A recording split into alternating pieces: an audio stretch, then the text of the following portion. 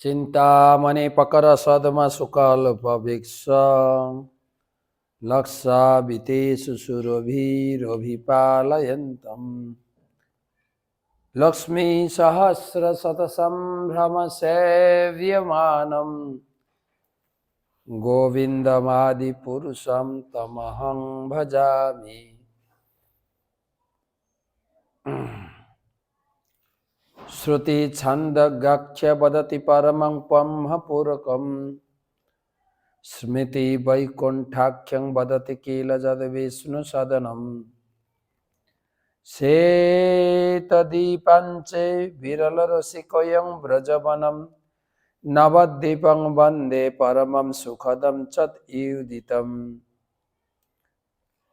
वन्दे अहं श्रीगुरो श्रीयुतपदकमलं श्रीगुरुन् वैष्णवांश्च श्रीरूपं साग्रजातं सहगण रघुनाथान्वितं तं सजीवम् साद्वैतं सावधूतं परिजनसहितं कृष्णचैतन्यदेवं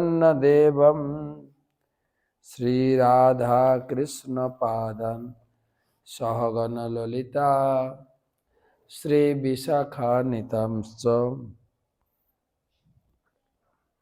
नमो ओं विष्णुपादाय कृष्णप्रेष्ठाय भूतले श्रीमते भक्तिवेदांत स्वामिनिति नामिने।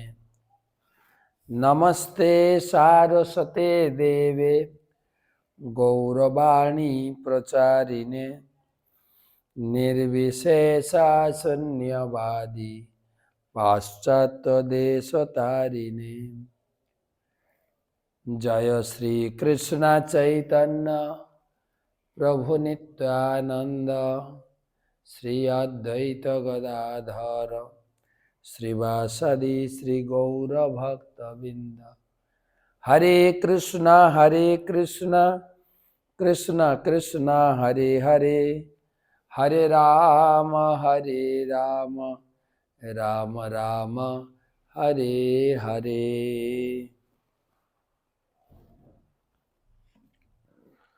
नवद्वीप परिक्रमार आज के दशम दिने पहुँचे गेছি। परिक्रमा तो गतकालके समाप्त হয়ে গেছে, কিন্তু আমাদের এই ভার্চুয়াল পরিক্রমা ঘরে বসে যারা পরিক্রমা করছি তাদের শেষ হয়নি। তা আজকে গতকালকে আমরা অন্তর্দ্বীপে ছিলাম, মহাপ্রভুর জন্মস্থান যোগপীঠেই ছিলাম। আজকে অন্তর্দ্বীপে আর যা বাকি আছে সংক্ষেপে আজকে দর্শন করব। প্রথমে গুরুদেবের চরণে প্রণাম জানাই এবং তার আশীর্বাদ প্রার্থনা করি। নমঃ বিষ্ণুপাদায় কৃষ্ণপ্রেষ্ঠায় ভূতলে শ্রীমতে জয়পতাকা স্বামিনিতি নামিনে। নম আচার্য পাদায় নিতাই কৃপা প্রদায়িনে গৌর কথা ধামদায় নগর গ্রাম।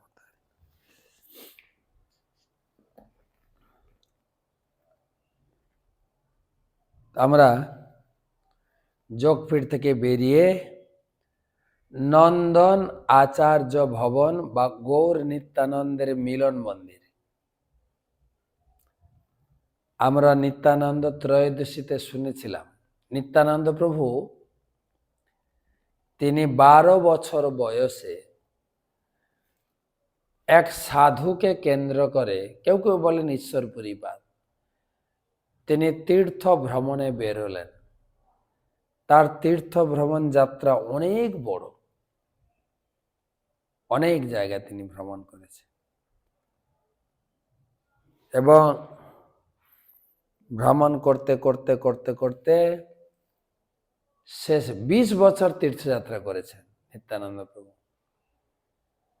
তীর্থযাত্রা করতে করতে তিনি ফেরত এসছেন, বৃন্দাবনে পৌঁছালেন, ফেরত আসলেন না, বৃন্দাবনে পৌঁছালেন। বৃন্দাবনের সর্বত্র ভ্রমণ করেছেন, কিন্তু কোনো মন্দিরে ঠাকুর দেখতে পাচ্ছেন না। মন্দির শূন্য, ঠাকুর নেই। ওখানকার পূজারী, বৃন্দাবনবাসী তাদেরকে জিজ্ঞাসা করলেন, ঠাকুর কোথায়? বৃন্দাবনবাসী বলছেন, তুমি জানো না ঠাকুর কোথায়? এটা তো কলিযুগ চলছে। ঠাকুর গেছে নদিয়ায়।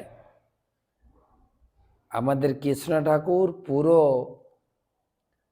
বৃন্দাবনের পারিষদ বর্গকে নিয়ে তিনি নদিয়ায় চলে গেছেন। কলিযুগে নদিয়ায় ঠাকুরের লীলা খেলা, আন্দোলন চলবে। নিত্যানন্দ প্রভু ওখান থেকে চিন্তা করলেন, ঠাকুর যেহেতু নদিয়ায় গেছেন, তো আমিও নদিয়ায় গিয়ে মিলিত হব এবং হরিনাম সংকীর্তন প্রচার শুরু হবে।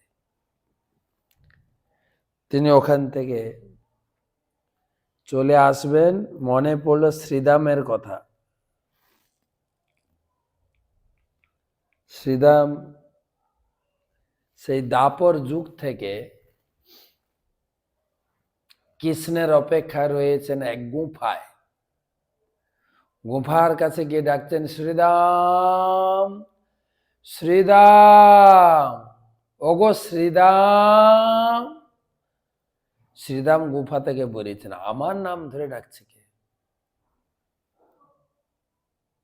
দেখছেন একজন ব্যক্তি, খর্বাকার ব্যক্তি, মানে খাটো হয়ে গেছে। বলছে, তুমি কে, আমার নাম ধরে ডাকছো? শ্রীরাম নিত্যানন্দ প্রভু বলছে, তুমি আমাকে চিনতে পারছো না? আমি বলাই, আমি তো তোমার বলাই। বলছে, বলাই? বলে, হ্যাঁ, চলো আমরা এখানে আর থাকবো না, এখন নবদ্বীপ নদিয়ায় ওখানে যাব। ওখানে প্রভু সংকীর্তন লীলা প্রচার শুরু করবেন, চলো আমরা। শ্রীদাম বলছে, না, তোমাকে তো দেখে বলাই বা বলরামের মতো মনে হচ্ছে না, তুমি এত ছোট হয়ে গেছো। বলছে, এটা কলিযুগ চলছে। তো কলিযুগের আগে হচ্ছে দাপর যুগ। দাপর যুগে মানুষের সাইজ, আমাদের কলিযুগে মানুষের সাইজ যে যার হাতে 3.5 হাত। দাপর যুগে ছিল 7 হাত। ত্রেতা যুগে 14 হাত তার হাতে। আর সত্য যুগে ছিল একটা মানুষের উচ্চতা 21 হাত লম্বা, মানে উনার হাতে 21 হাত, আমার হাতে না, কত লম্বা। তো দাপর যুগ থেকে কলিযুগ হাফ হয়ে গেছে সাইজ। তখন শ্রীদাম বলছে, না, আমি বলাই বলে তোমাকে মানতে পারলাম না, তবে হ্যাঁ, আমি তোমাকে পরীক্ষা নেব, তুমি বলাই কিনা। বলে, কি পরীক্ষা নেবে? না, আমরা যখন গোচারণ লীলায় ছিলাম,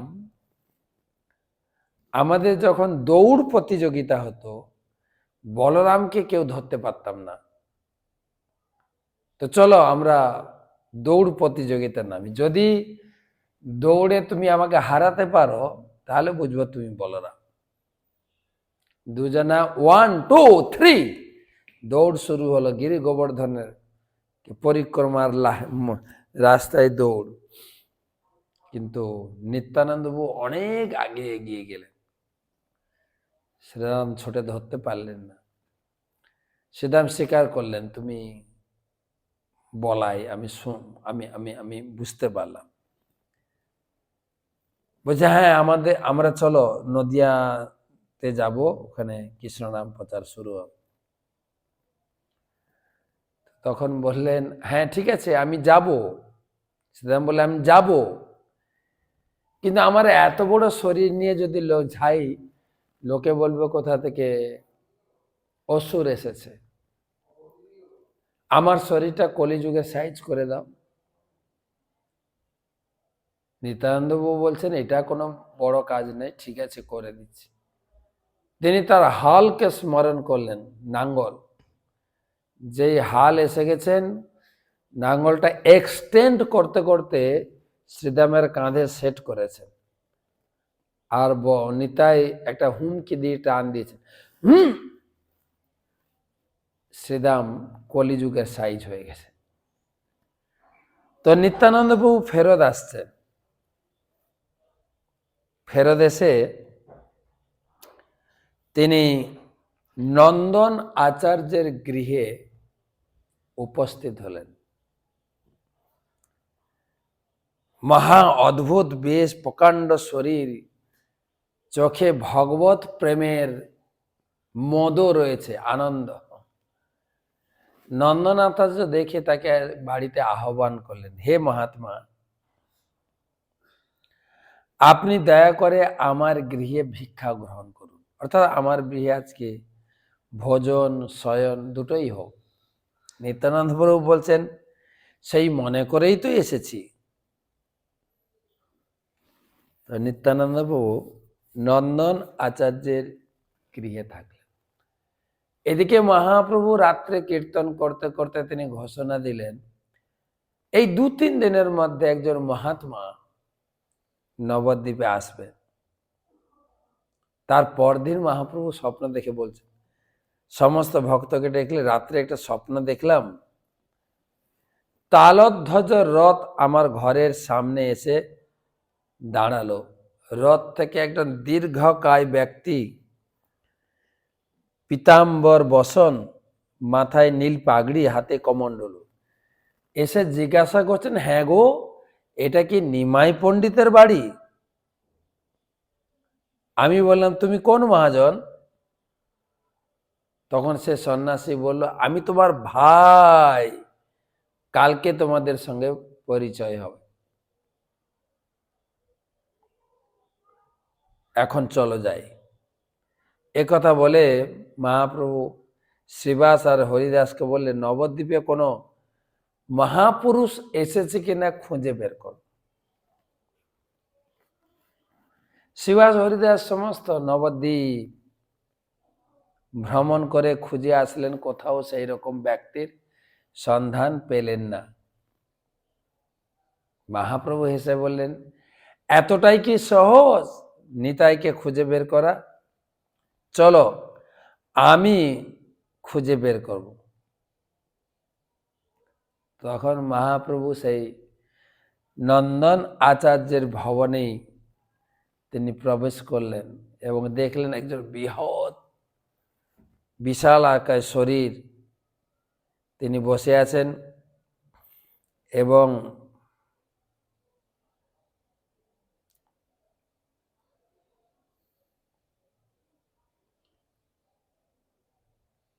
যেখানে নিত্যানন্দ প্রভু বসেছিলেন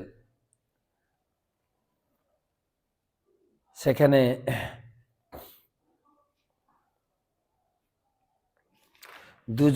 দুজনের দিকে একভাবে তাকিয়ে আছেন, যেন দুজনের কত পরিচিত। আর পরিচিত তো বটেই, কত পরিচিত। আর এদিকে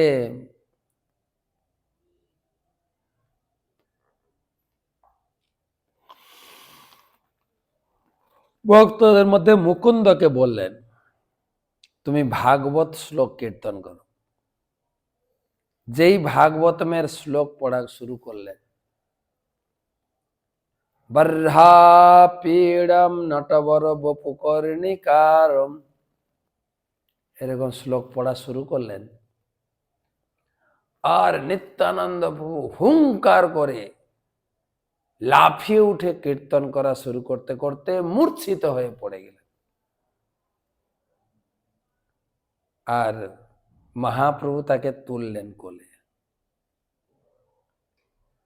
ভক্তগণ দেখছেন উল্টো বিপরীত আজকে নাটক হচ্ছে। নিত্যানন্দ প্রভু হচ্ছে অনন্ত শেষ, তার কোলে প্রভু ভগবান বিষ্ণু শয়ন করেন। এখন দেখছেন মহাপ্রভুর কোলে অনন্ত বিষ্ণু, নিত্যানন্দ প্রভু। তারপরে সেই চেতনা ফিরে এলেন, তারপরে নৃত্য গীত, আর মহাপ্রভু নিত্যানন্দ প্রভুকে শিবাসের বাড়িতে থাকার, সবাই কীর্তন করতে করতে শিবাসের বাড়িতে পৌঁছালেন। মহাপ্রভু শিবাস ঠাকুরকে বললেন, নিত্যানন্দ তোমার বাড়িতে থাকবেন। শিবাসের কি আনন্দ! আর আপনারা জানবেন, শিবাসের স্ত্রী, শিবাস হচ্ছেন স্বয়ং নারদ মুনি, তার শ্রী মালিনী দেবী নিত্যানন্দ প্রভুকে পুত্র স্নেহে ভালোবাসতেন। গৌর নেতাকে পুত্র স্নেহ, নিত্যানন্দ প্রভুকে দেখলেই, দেখেন নিত্যানন্দ প্রভুর বয়স কত? তিনি 12 বছর বাল্যলীলায় বাড়িতে কাটিয়েছেন, 20 বছর তীর্থ ভ্রমণ করেছেন, 32-33 বছর বয়স। আর মালিনী মাতা যে অনেকটা বয়স্কা, বৃদ্ধাবস্থা প্রাপ্ত হয়েছিলেন, কিন্তু নিত্যানন্দ সামনে এলে এত বাৎসল্য ভাব আসত, মালিনী দেবীর বুক থেকে দুধ চইতে শুরু করত। আর নিত্যানন্দ বাবু কখন কোনো দুধ টেনে খেতেন। অনেক অনেক লীলা আমরা নিত্যানন্দ আলোচনা করেছি। একদিন মালিনী মাতা বাসন মাজছিলেন, ভগবানের আরতির বাসন, একটা কাক এসে একটা ঘিয়ের বাটি নিয়ে চলে যান। মালিনী দেবী একদম বাচ্চা মেয়ের মতো কান্না করছে, কেন? তার আরতির বাটি চলে গেছে, তার স্বামী রাগ করবেন, কোথায় পাবো? নিত্যানন্দ এসে বলছে, মা কি হয়েছে? বলে, আমার বাটি নিয়ে চলেছে কাক। বলছে, মা তুমি চিন্তা করো না, আমি বাটি এনে দিচ্ছি। নিত্যানন্দ বলছে, এই কাক, বাটি ফেরত দিয়ে যাও, আমার মা কষ্ট পাচ্ছে, দুঃখ পাচ্ছে। আর কাক কোথা থেকে উড়ে উড়ে বাটিটাকে ফেরত দিয়ে গেল। সবাই অবাক। এতে নিত্যানন্দ প্রভু শিবাসের বাড়িতে থাকলেন। আর এনেও এটা হচ্ছে নন্দন আচার্য ভ্রমণ। তারপরে যদি যাওয়া যায় শিব ডোবা, আমাদের মন্দির থেকে, ইস্কন মন্দির থেকে যদি যোগপীঠের দিকে বা কলকাতার দিকে যান, আমাদের কমিউনিটি হসপিটাল, ওর সামনে যে ব্রিজ, ছোট একটা ব্রিজ আছে, তার পাশেই শিবডোবা। ডোবা মানে পুষ্করিণী, এখন তো পুষ্করিণী নেই, শিবডোবা বা শিবালয় বৃদ্ধ শিবঘাটের শিবডোবা নামে পরিচিত। তো নবদ্বীপ ধাম মাহাত্ম্যে বলা হয়েছে, কিছু উচ্চ স্থান তৃণ আবরণ, সেই স্থান জগন্নাথ মিশ্রের ভবন, তথা হইতে পঞ্চধনুষ বৃদ্ধ শিবালয়, এই পরিমাণ ধরি করিবে নিশ্চয়। শিবডোবা বলি খ্যাত দেখিতে পাইবে, সেই খ্যাত গঙ্গার তীর বলে জানিবে। সেটাই গঙ্গার তীর ছিল, এখন সরে সরে গঙ্গা অনেক দূর চলে গেছে, সেটাই।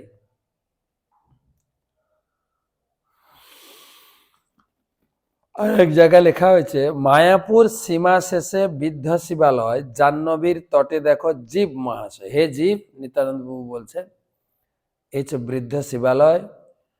প্রভু বলে, মায়াপুরের ইনি ক্ষেত্রপাল, পৌড় মায়া শক্তি অধিষ্ঠান নিত্যকাল। তারপরে মহাপ্রভুর ঘাট, যেখানে মহাপ্রভু নিয়মিত স্নান করতেন। যেরকম ভগবান কৃষ্ণ যখন জন্মগ্রহণ করলেন, নন্দ মহারাজ তাকে ঝুড়িতে করে সেই মথুরা থেকে যাচ্ছেন কোকুলে, ভরা যমুনা কি করে পার হবে? ভগবানের কৃপায় যমুনা রাস্তা দিলেন, কিন্তু বসুদেব যখন ঝুড়িতে করে নিয়ে কৃষ্ণকে যমুনার মাঝখান দিয়ে হেঁটে যাচ্ছিলেন, ঝুড়ির উপর থেকে ভগবানের চরণ ছিল। যমুনার ইচ্ছা হলো, আরে আমার কুলে, আমার নদীর মাঝখান দিয়ে আমার আরাধ্য দেবতা ভগবান চলে যাচ্ছেন, তো আমি একটু প্রণাম জানাবো না চরণে। জল বাড়তে বাড়তে বাড়তে বাড়তে বসুদেব ডুবে যাচ্ছেন, যমুনার ইচ্ছা ভগবানের চরণ ছোঁয়। আর যমুনার ইচ্ছা জেনে ভগবান যমুনার জলেই পড়ে গেলেন। আর তারপরে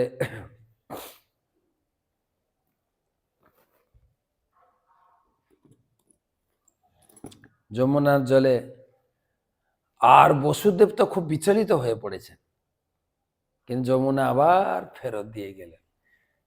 আর এখানেও তাই, মহাপ্রভু প্রতিদিন গঙ্গার তটে বিচরণ করতেন, খেলাধুলা করতেন বন্ধুদের সঙ্গে, জ্যোৎস্নাবতী রাত্রিতে শিষ্যদের নিয়ে ব্যাকরণ আলোচনা করতেন। তারপরে ছোট ছোট মেয়েরা যখন শিব পূজা করতে যেত, তাদের সঙ্গে অনেক কৌতুক করেছেন, জিজ্ঞাসা করতেন, এই মেয়েরা কার পূজা করছো? যে শিব ঠাকুরের। শিব ঠাকুরের। শিব আমার চরণে মাথা নত করে সবসময় ভজনা করে, তোমরা আমার পূজা করো, শিবই আমার পূজা করে। তখন মেয়েরা বলতো, এই নিমাই তুমি কি বলছো, ছি ছি, তোমার একটুও ভয় নাই?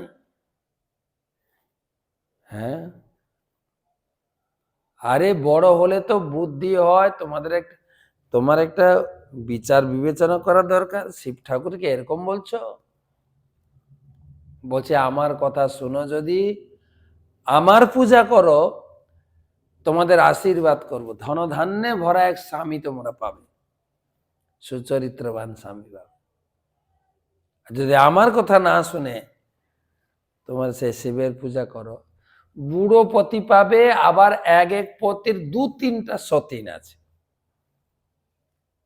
এরকম অভিশাপ আশীর্বাদ সব গঙ্গার তীরে কৌতুক। আর তো আমরা প্রতিদিন সন্ধ্যা আরতি গাই, কিবা জয় জয় গোরা চাঁদের আরতি কোশোভা, জাহ্নবী তট বনে জগমন লোভা। জাহ্নবী, জাহ্নবী মানে গঙ্গার তীরে প্রতিদিন পঞ্চতত্ত্ব, মানে রত্ন সিংহাসনে গৌরাঙ্গ মহাপ্রভু বসে আছেন, দক্ষিণে নিতাই চাঁদ, বামে গদাধর, পঞ্চতত্ত্ব, আর আরতি করছেন ব্রহ্মা সমস্ত দেবতাদের নিয়ে।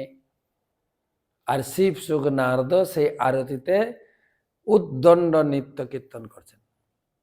সেই গঙ্গার এক ঘাটে মহাপ্রভু স্নান করতে যেতেন, প্রতিদিন স্নান করতেন। আর স্নান করতে গিয়ে বন্ধুদের সঙ্গে জল কেলি, ব্রাহ্মণদের চরণ ধরে টানা, এসব করতেন।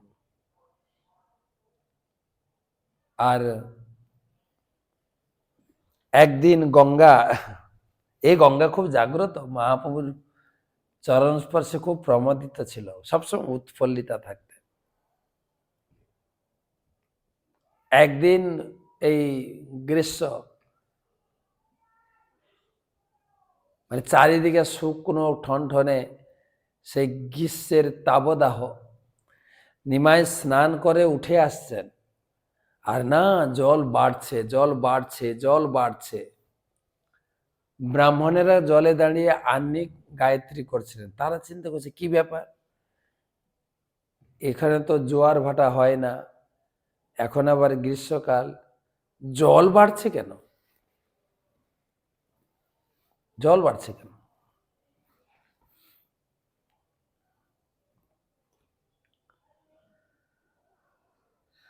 জলটা বাড়ছে কেন না, নিমাই স্নান করে উঠে যাচ্ছেন, গঙ্গার নিমাইয়ের পা ছাড়ছে না, যতটুকু পা উঠছে জল ততটাই বাড়ছে। একটা পর্যায়ে জল যখন তীর ছাপিয়ে যাচ্ছে, তখন নিমাই জলের উপরে একটা হালকা আঘাত, এই পর্যন্ত থাকো। তখন গঙ্গার উঠেনি, নিচে নেমে গেলেন। জাগ্রত গঙ্গা। আমাদের প্রতি বছর এখানে বন্যা হয়, প্রতি বছর।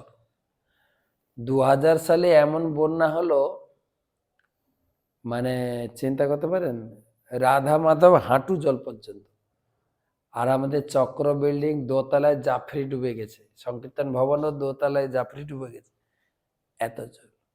মন্দিরে আমরা যেতে পারতাম, কারণ মন্দিরের গেট খুঁজে পাওয়া যেত না, জলে ডুবে গেছে। আর আমরা আন্দাজ করে করে ডুব দিয়ে মন্দিরে ঢুকতাম দর্শন করতে, ঠাকুর দর্শন করতে। সকালে তো যেতাম না, ওই 10টা 11টা 12টায় যেতাম। কেন না, ভগবানকে নিবেদিত রাজভোগ খেতে যেতাম। বাইরের লোক আসে না, কেই বা রাজভোগ বুকিং করবে, কেই বা খাবে। আমরা যারা জলে সাঁতার দিয়ে যেতাম, আমরাই পেতাম। তো প্রতি বছর বন্যা আসে। আমরা অনেক, এক বছর তো সারা রাত আমরা প্রচেষ্টা করে বালির বস্তা দিয়ে গঙ্গাকে আটকে দিয়েছি, ঢুকতেই দিই নাই।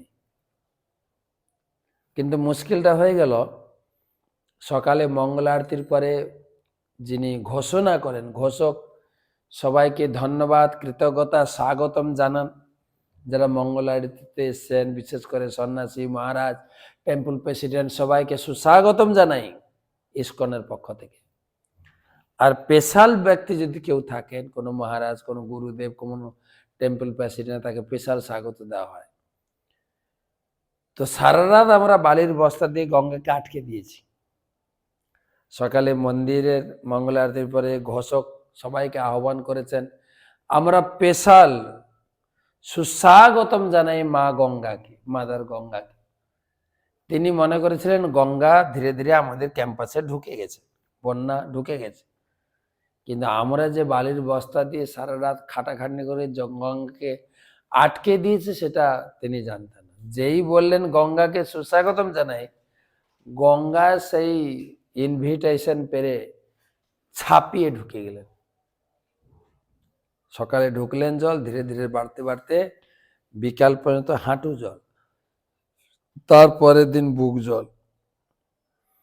আর আমাদের প্রধান পূজারী শ্রীপাদ জননিবাসপু, তিনি জানেন টিক্সটা। যেই জল বাড়তে বাড়তে বাড়তে বাড়তে পঞ্চত্তর সামনে যে উঁচুটা আছে, ওই পর্যন্ত পৌঁছালেন। নরসিংহদেব তো জলের তলায় ডুবে গেছেন। তখন প্রধান পূজারী কি করলেন না, পঞ্চতত্ত্ব মন্দিরের মহাপ্রভু দুটো পাদুকা এনে গঙ্গা জলে ধুয়ে রেখে দিলেন। গঙ্গা সন্তুষ্ট হয়ে নামতে শুরু করলেন। প্রতি বছর আসেন মহাপ্রভুর চরণ দর্শন করতে। মহাপ্রভু তার আরাধ্য দেবতা। তো সেই গঙ্গার ঘাট, মাধাইর ঘাট, মাধাইর কথা আমরা আগে শুনেছি যে কিভাবে নিত্যানন্দ প্রভুর কপালে আঘাত করেছিলেন। মহাপ্রভু তাকে কেটে দিতে চেয়েছিলেন, কিন্তু নিত্যানন্দ প্রভু বললেন, হে প্রভু, আমি যদি জীবনে কিছু স্বীকৃতি বা পুণ্য অর্জন করে থাকি, সেই পুণ্যের ঝুড়ি আমি মাধাইকে অর্পণ করলাম, মাধাইকে উদ্ধার করুন। মহাপ্রভু তাকে জড়িয়ে ধরে প্রেম নিবেদন করলেন, প্রেম দান করলেন। আর সেই জগাই মাধাই ভক্ত হয়ে যাওয়ার পরে মনে মনে খুব গ্লানি হলো, এই নিতাই এত দয়ালু, আবদ্ধ কো রোণা সিন্ধু কাটিয়া মহান, ঘরে ঘরে বুলে প্রেম অমিয়ারবান। আবদ্ধ এই প্রেম ধারা, কৃষ্ণ প্রেম ধারা আবদ্ধ ছিল, কেটে নিয়ে এলেন গোলক বৃন্দাবন থেকে। আর বিনামূল্যে বাড়ি বাড়ি গিয়ে হাতে পায়ে ধরে বিতরণ করছেন। সেই নিতাইয়ের কপালে আমি আঘাত করলাম। খুব অনুশোচনা। একদিন নিতাইয়ের চরণ জড়িয়ে ধরে বলছেন, হে আমাকে ক্ষমা করো, আমার মনে আমি শান্তি পাচ্ছি না। তুমি সৃষ্টিকর্তা, পালনকর্তা, ধ্বংসকর্তা, তোমার কপালে আমি আঘাত করেছি। বিশ্বরূপে তুমি প্রভু, করহ পালন, তুমি সে ফনাই ধর অনন্ত ভুবন। ভক্তির স্বরূপ প্রভু তোমার কলেবর, তোমারে চিন্তয়ে মনে পার্বতী শঙ্কর। তোমার সে ভক্তি যোগ তুমি করদান, তোমারই চৈতন্যের প্রিয় নাহি আন। তোমার সে প্রসাদে গরুর মহাবলী, লীলায় বহে কৃষ্ণ হই কুতূহলী। তুমি সে অনন্ত মুখে কৃষ্ণ গুণ গাও, সর্বধর্ম শ্রেষ্ঠ ভক্তি তুমি যে বুঝাও। যে চরণ ধরিলে না যাই কভু নাশ, পতিতের তার লাগি যাহার প্রকাশ। শরণাগতের বাপ কর পরিত্রাণ, মাধাইর তুমি সে জীবন ধন প্রাণ। জয় জয় পদ্মাবতীর নন্দন, জয় নিত্যানন্দ সর্ব বৈষ্ণবের ধন। জয় জয় অক্রোধ পরমানন্দ রায়, শরণাগতের দোষ ক্ষমিতে জুয়ায়। দারুণ চণ্ডালময়ী কৃতঘ্ন গোখর, সর্ব অপরাধ প্রভু মোর ক্ষমা কর। প্লিজ আমাকে ক্ষমা করে দাও, আমি মনে শান্তি পাচ্ছি না। সেই আপনার কপালে আমি কলসির কানা দিয়ে কপাল ফাটিয়েছি।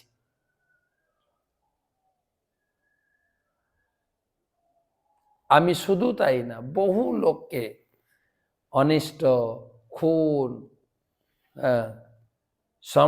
সর্বস্ব লুণ্ঠনাদি করেছি। আমার উপায় বলুন প্রভু, আমি কি করে উদ্ধার পাবো?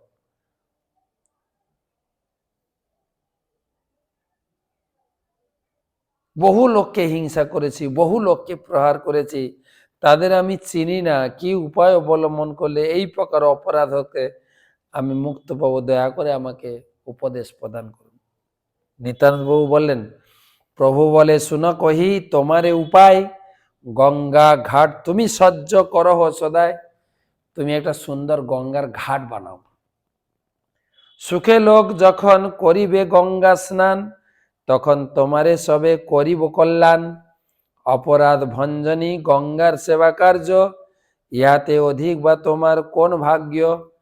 কাকু করি সবারে করিও নমস্কার, সব অপরাধ তবে ক্ষমিবে তোমার। গঙ্গার ঘাট বানাও আর ঘাটটা পরিষ্কার রাখবে, আর যতজন স্নান করতে আসবে তাদের চরণ ধরে ক্ষমা চাইবে, আগে যা অপরাধ হয়েছে, তখন সবাই তোমাকে ক্ষমা করে দেবেন।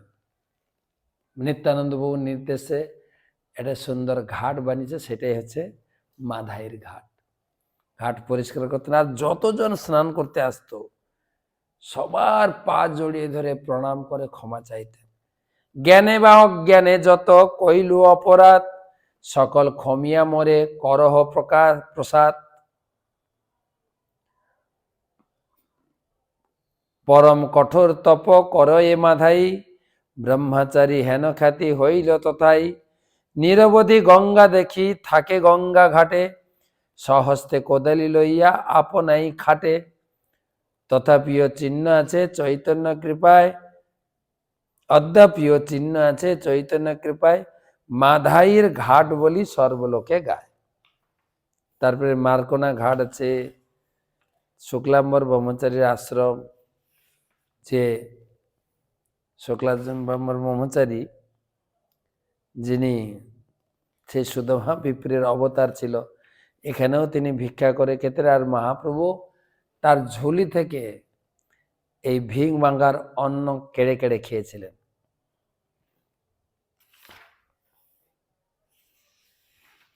গঙ্গানগর, গঙ্গাদাস পণ্ডিতের টোল গঙ্গানগর, যেখানে আমি শুনিয়েছিলাম সত্যযুগে ভগীরথ যখন গঙ্গা নিয়ে এসেছিলেন, এই নবদ্বীপের উপর দিয়ে যখন যাচ্ছিল গঙ্গা, গঙ্গা এক জায়গায় থেকে যান, আটকে যান। ভগীরথকে বলেন, বৎস ভগীরথ, এই জায়গাটা যেখানে আমরা আছি, এই জায়গাটা হচ্ছে নবদ্বীপ। আমার আরাধ্য প্রভু গৌরাঙ্গ মহাপ্রভু কলিযুগে আবির্ভূত হয়ে প্রেম বিতরণ করেন। তার আবির্ভাব তিথি হচ্ছে ফাল্গুনী পূর্ণিমা। ততদিন পর্যন্ত এখানে আমি থাকব।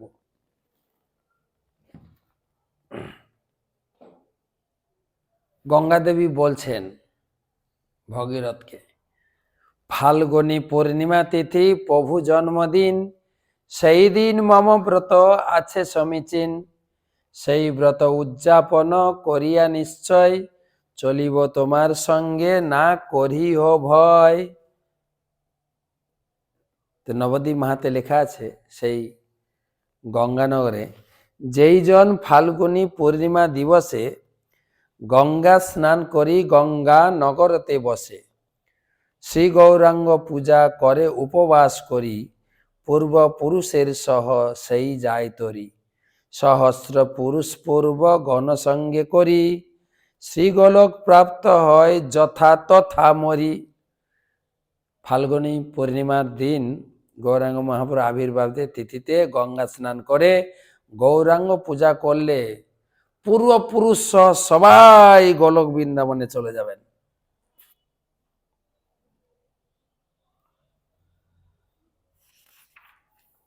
তারপরে ভরতদাস টিলা,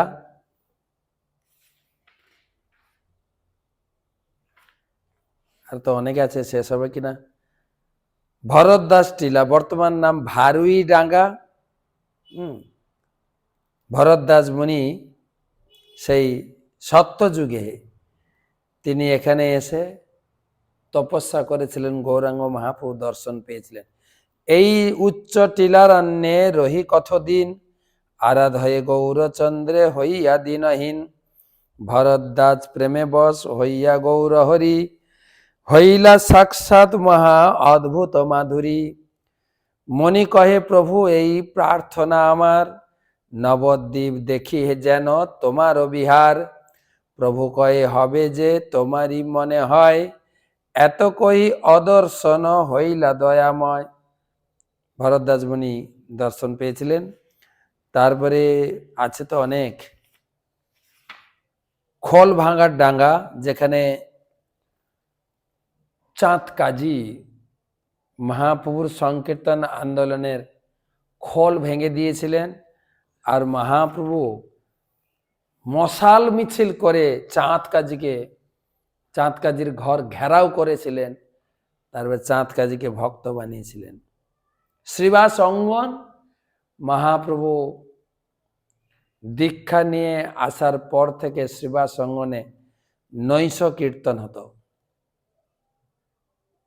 এবং কয়েকজন নির্বাচিত ভক্তদের কেবল প্রবেশ অধিকার ছিল। একদিন শ্রীবাস ঠাকুর, মহাপ্রভু কীর্তন করছেন, শ্রীবাস ঠাকুরের পুত্র মারা যায়। অদ্বৈতাচার্য শুনতে পাচ্ছেন বাড়িতে কান্নার রোল, মহাপ্রভু নৃত্য করছেন। অদ্বৈতাচার্য ঘরে গিয়ে জিজ্ঞেস করছে, কাঁদছো কেন? আমাদের পুত্র মারা গেছে। অদ্বৈতাচার্য বললেন, আরে চুপ চুপ চুপ, যে লক্ষ্মীপতি ভগবান আমার গৃহে নৃত্য করছেন, আমাদের কোনো অমঙ্গল থাকতে পারে? কান্না বন্ধ করো। কেউ কান্না বন্ধ করছে না, পুত্র শোকের বিরহ বেদনা। অদ্বৈত ঠাকুর বললেন, তোমরা যদি কান্না বন্ধ না করো, পুত্র মারা গেছে, পুত্র শোক, এবারে আমি মারা যাব। মহাপ্রভুর প্রতি ভালোবাসা, মহাপ্রভুর কীর্তনে যেন বিঘ্ন না হয়। মহাপ্রভু তো অন্তর জানতে বললেন, তিনি বললেন, আচ্ছা আজকে আমি কীর্তনে আনন্দ পাচ্ছি না কেন, বলো তো বাড়িতে কিছু হয়েছে কিনা? শিবাসকে বলছে না, আপনি যেখানে রয়েছে সেখানে কোনো অমঙ্গল হতে পারে? অসম্ভব, স্বীকার করছেন। মহাপ্রভু ঘরে গিয়ে দেখলেন শিশু মারা গেছে। মহাপ্রভু অবাক হয়ে গেলেন, আমার প্রতি তোমার এত প্রেম, তোমার ছেলে মারা গেছে তাতেও তুমি ভূক্ষেপ করছো না। মহাপ্রভু শিশুর বুকে হাত দিয়ে বললেন যে তুমি কেন শ্রীবাসের বাড়ি ছেড়ে চলে যাচ্ছ? শিশু বলে, এ দেহেতে যতেক দিবস নির্বন্ধ আছিল ভজিলাম সেই রস, নির্বন্ধ ঘুচিল আর রহিতে না পারি, এবে চলিলাম এই নির্বন্ধিত পুরী, কেবাকার বাপ প্রভু কেবাকার নন্দন, সবে আপনার কর্ম করায়ে ভঞ্জন, যতদিন ভাগ্য ছিল পণ্ডিতের ঘরে, আছিলাম এবে চলিলাম অন্নপুরে, সপার্শ্বদে তোমার চরণে নমস্কার, অপরাধ না লহিয় বিদায়। আবার শিশু জেগে উঠে বলছেন, কে কার বাপ, যতদিন আমার নির্বন্ধ ছিল এখানে ছিলাম, এবারে আমি চলে যাচ্ছি বলে মহাপ্রভুকে প্রণাম করে ভগবত ধামে চলে গেলেন। অদ্বৈত ভবন শিবাসঙ্গনের পাশে, যেখানে অদ্বৈত আচার্যপ্রভু মহাপ্রভু আবির্ভাবের পরে সেই যোগপীঠের পাশে অদ্বৈত ভবনে থাকতেন। তার মুরারি গুপ্ত, যিনি হনুমানের অবতার ছিলেন, পাশেই মুরারি গুপ্ত থাকতেন। সেখানে মহাপ্রভু গিয়ে অনেক কন্দল করেছেন, আর মুরারি গুপ্ত মহাপ্রভুকে রাম স্বরূপে দেখতেন। তো সেখানে মুরারি গুপ্ত ভবনে রাম লক্ষণ সীতার পুজো হয়। চন্দ্রশেখর আচার্য, যেটা হচ্ছে মাসির বাড়ি, আর ছিল ভক্তি সিদ্ধান্ত সরস্বতী ঠাকুরের ভজন কুঠির, তারপরে লাস্ট রয়েছে পৃথুকুণ্ড, পৃথু মহারাজ এখানে এসে কুণ্ড খনন করেছিলেন। তারপরে শ্রীধর অঙ্গন, শ্রীধর অঙ্গন, শ্রীধরের কথা তো আগে শুনিয়েছি, যেখানে মহাপ্রভু যে শ্রীধরের সঙ্গে মহাপ্রভু বাল্যলীলায় অনেক কন্দল করেছেন। এইগুলো দর্শন সংক্ষেপে। মোটামুটি প্রবোধানন্দ সরস্বতী পাদ বলেছেন, সংসার সিন্ধু তরণে হৃদয়ম যদি সাত, সংকীর্তনামৃত রসে রমতে মনশ্চেত, প্রেমাম্বোধো বিহরণে যদি চিত্তবৃত্তি, মায়াপুরাক্ষ নগরে বসতি পুরুষ। যদি সংসারের জ্বালা যন্ত্রণা থেকে মুক্ত পেতে চাও, সংকীর্তন রসে তুমি যদি রমণ করতে চাও, মহাপ্রভুর প্রেমে যদি ভাসতে চাও, মায়াপুরাক্ষ নগরে বসতি, মায়াপুরে কুটির বেঁধে বাস করে ভজন করো।